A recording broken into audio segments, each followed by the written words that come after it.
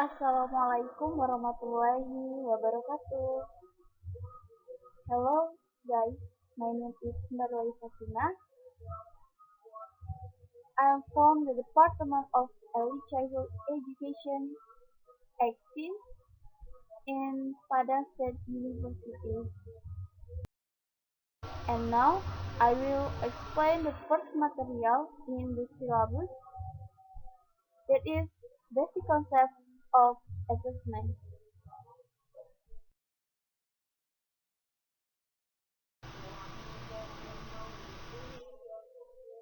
And what is assessment? Purwanto in Yuliani 2009 explained that assessment activities are a process of planning, obtaining data, and providing information needed to make alternatives for making decisions.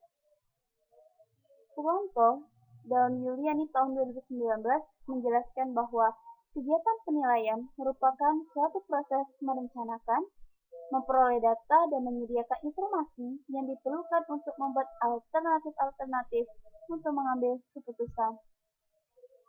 And what is the function of the assessment? The function of the assessment, the first is to determine whether or not instructional goals have been achieved. Second, feedback for the improvement of the teaching and learning process. And the last is basic in compiling student progress report to their parents. Lalu, apa fungsi dari assessment?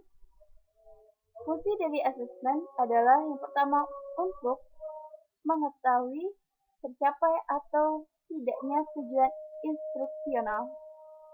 Kedua, umpan balik bagi perbaikan proses belajar dan mengajar yang dilakukan oleh guru.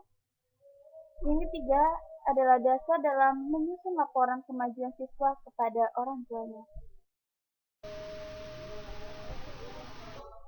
And what is the purpose of the assessment? The first is assess individual abilities from specific tasks. Second is determine learning needs and helping and encouraging students. Helping and encouraging teachers to teach better.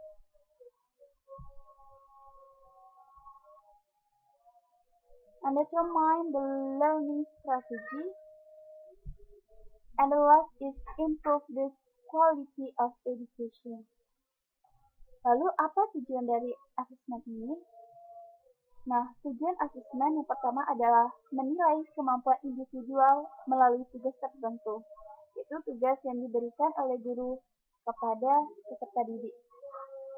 Yang kedua adalah menentukan kebutuhan pembelajaran. Yang ketiga, tujuannya adalah membantu dan mendorong siswa, lalu membantu dan mendorong guru untuk mengajar lebih baik. Yang kelima, itu menentukan strategi pembelajaran, dan yang terakhir adalah meningkatkan kualitas pendidikan. And assessment has a 9 principles. The first is systematic, comprehensive, continuous, process and goals-oriented, objective, educate, meaning, accountable, and transparent. Asesmen itu juga memiliki beberapa prinsip. Dalam hal ini, asesmen memiliki 9 prinsip. Yang pertama adalah sistematik. Sistematis ini dilakukan secara teratur serta terprogram. Lalu yang kedua adalah komprehensif, yaitu secara menyeluruh. Yang ketiga itu continue. Keempat itu berorientasi kepada proses dan tujuannya. Yang kelima objektif. Keenam mendidik. Ketujuh kebermaknaan. Kedelapan akuntabel. Dan yang ke-9 adalah transparan, yaitu sesuai dengan prosedur dan hasil penilaian dapat diakses oleh orang tua dan semua yang terkait.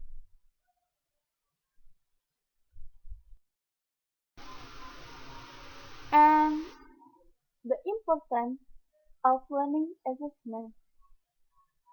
First is the extent to which the effectiveness of activities to support children grow and develop must be known. Second is assessment is used as a benchmark for decision making.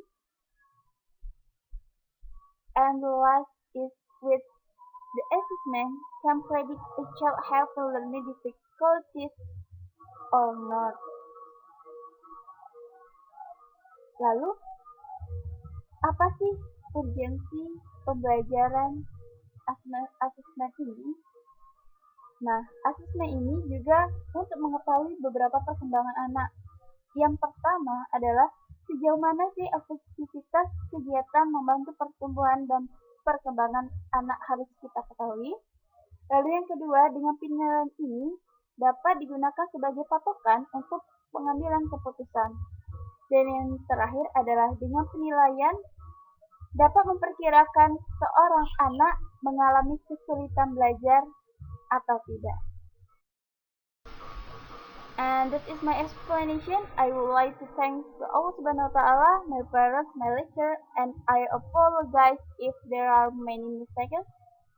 And thanks for watching. Terima kasih semuanya. Itulah penjelasan dari saya. Terima kasih kepada Allah Subhanahu wa Ta'ala, kepada orang tua saya, kepada dosen pengampu, serta saya minta maaf apabila ada kesalahan, baik dari kata, pengucapan.